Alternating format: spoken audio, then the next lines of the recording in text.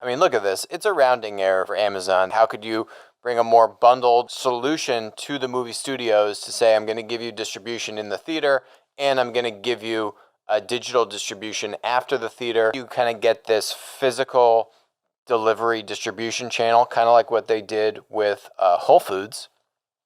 It just is going to make that physical digital delivery package much stronger and much tighter. Here was the snippet that we had when talking about AMC, because now it's rumored that Amazon's in talks to potentially acquire AMC. And here was the trouble that we were kind of foretelling about AMC about a month ago. I think the movie studios just gave away a huge amount of leverage. On Amazon Prime Video, you've seen an interesting option to be able to rent movies that would be in the theater for $20. I think movie theaters will never be the same. Once you set the price tag at $20, you can't raise that price tag in the future. And once you now set consumer behavior that I can now watch a movie that's in the theater for $20 from the comfort of my own home, how do you change that consumer behavior? How do you roll that back? I think it's going to be very difficult for movie theaters to regain the same window of exclusivity that they had before coronavirus. I don't think they're going to be able to claw that back. The window of exclusivity is going to be significantly shorter. Economically, it's also much cheaper to just watch it from your home. Might even be more comfortable. Certainly, it's going to be more safe for the next number of quarters. That's going to be very difficult for movie theaters to bounce back, even once the pandemic fears have gone away. What has happened since then? We had this whole debacle like 2 or 3 weeks later, where NBC Universal's movie Trolls, went straight to homes. They made more money than they thought they were going to make in the theaters. The executives were very happy.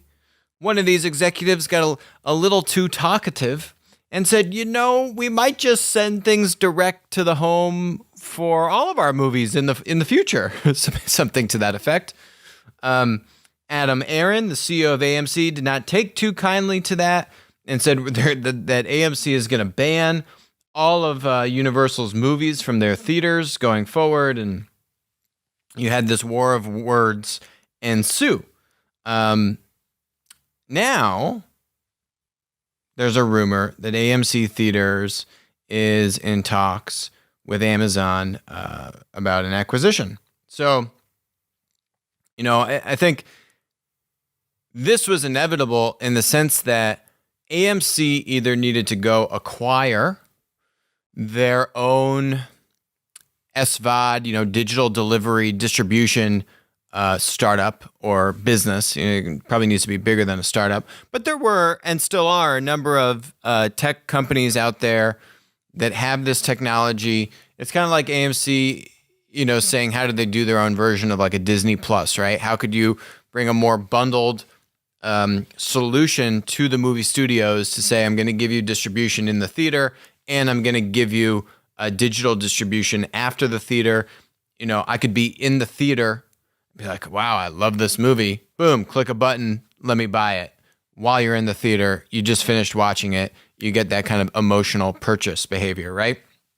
A lot of cool integrations if you have a bundled solution of the theater and the digital delivery solution, which AMC really didn't have. They'd kind of built some homegrown stuff here, but it just didn't have the scale and robustness of something that they would need to either go buy or get bought. So their stock had been cratering. Now their stock is, it's up relatively, but, it went up almost, 100% because of these rumors. But, the stock had basically been cut by 2/3 because of this pandemic. They were a multi-billion-dollar company. Even after almost doubling because of the Amazon news, there's still, look at this. It's a rounding error for Amazon. The market cap with the jump in the stock price is less than $600 million. It's actually owned by Wanda Group. This guy paid $2.6 billion to acquire them. This is in 2012. So there's still Chinese ownership in AMC, even though the stock is publicly floating and you can trade it. Amazon ultimately is going to have to negotiate with these guys. And we'll see how much of a haircut they want to take. They're certainly taking a haircut off $2.6 billion. I don't think they'll take a $2 billion haircut, which is where the stock is at today, about $600 million. But we'll see. I mean, I think this makes a ton of sense for Amazon. Their stock is literally an all-time high. They are crushing in e-commerce. And now you kind of get this physical delivery distribution channel, kind of like what they did with Whole Foods.